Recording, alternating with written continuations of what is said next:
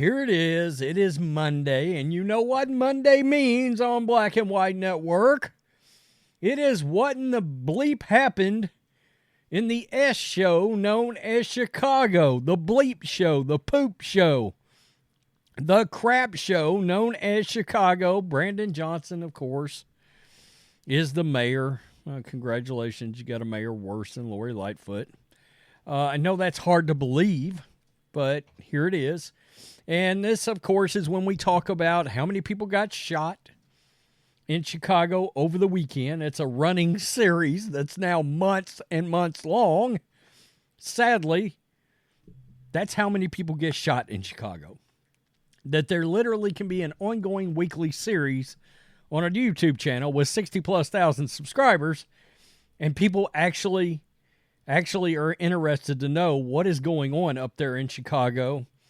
It's a further illustration of why Democratic leadership mixed with what they now refer to as re-imaging the police, a colorful way of defunding, because they know there's now a real negative shadow being cast upon the defund the police movement.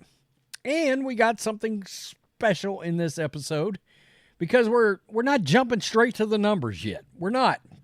Instead, how about we start out with a little gang warfare at your local Walgreens store? That's right.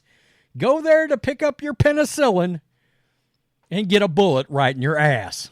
Congratulations. Wow. Okay.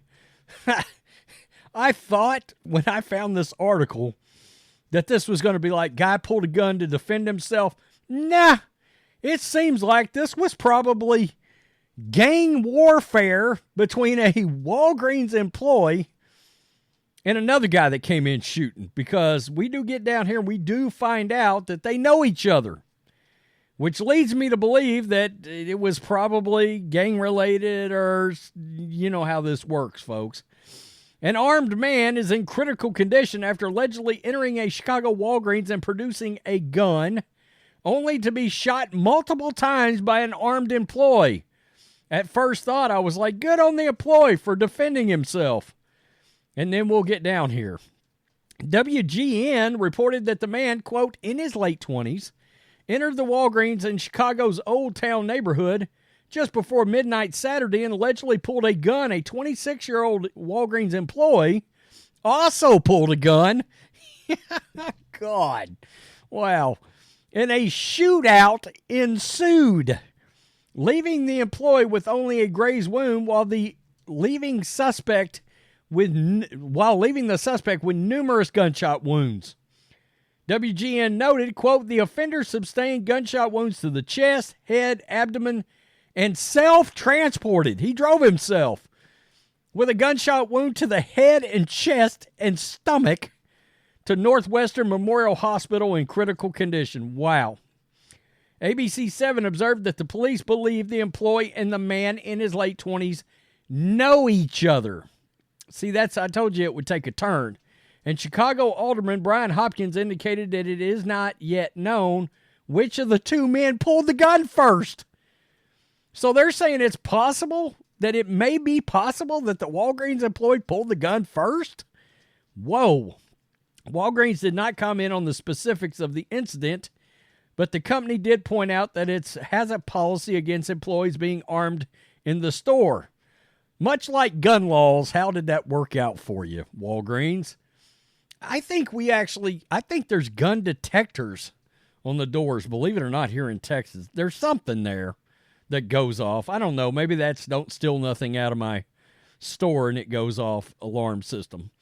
Walgreens did not speculate on what may have been the fate of the employee had he not been armed when the alleged armed man approached him.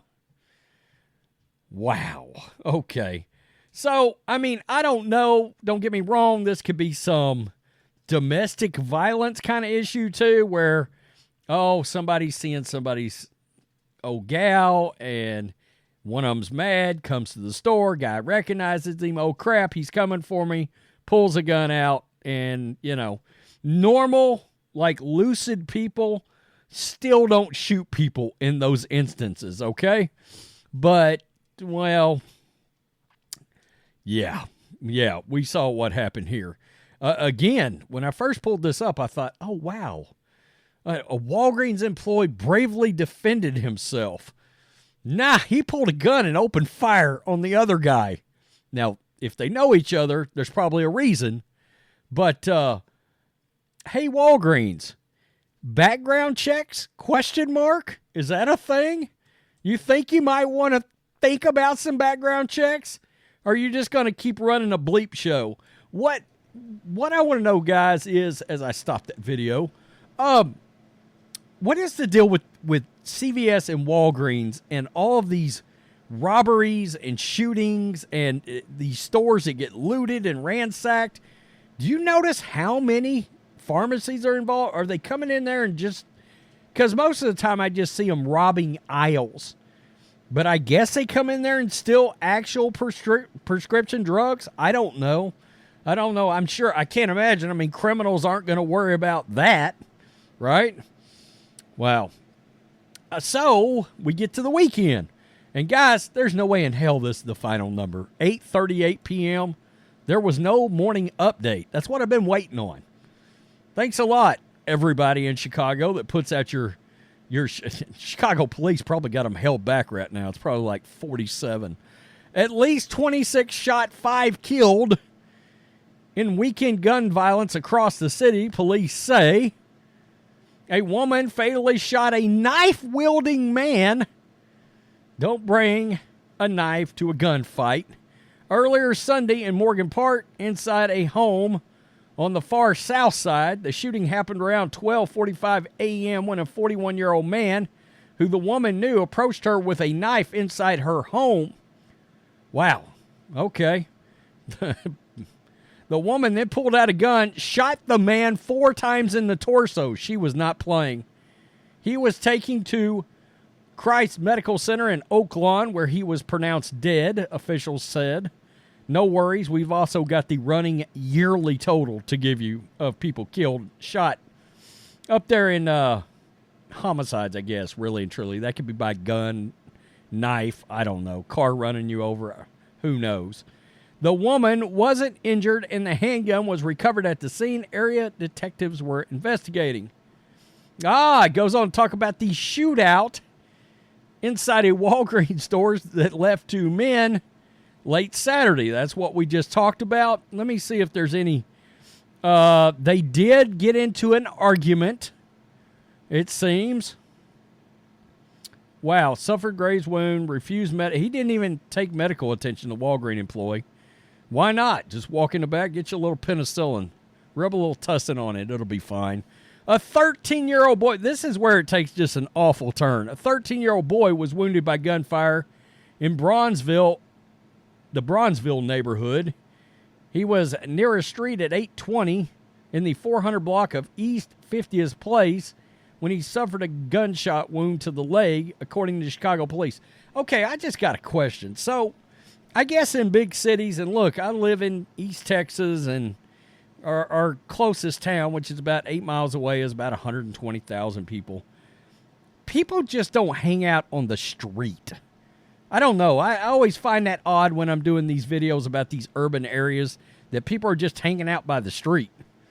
God, that's boring. Okay. The boy was taken to Comer's Children's Hospital, where he was listed in fair condition. No arrests were made. Man was fatally shot earlier Saturday in North Lawndale on the west side.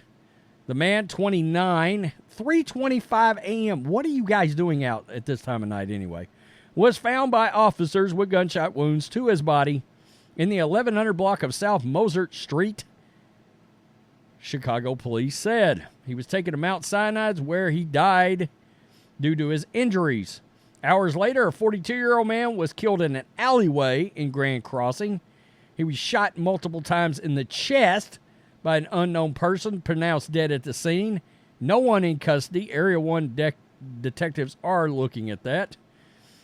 And later Saturday afternoon, another man was shot to death in North Lawndale neighborhood. I keep seeing that Lawndale neighborhood come up. It must be a hell of a place. The man, 43, was in a parking lot at about 2:35 p.m. when someone fired shots, striking him multiple times throughout his body. Chicago police said he was taken to Mount Sinai and also pronounced dead. So in case you're wondering, the Sun-Times indicated that 477 people. Are you kidding me right now? 477 people have been killed in Chicago from January 1 through October 22nd, 2023.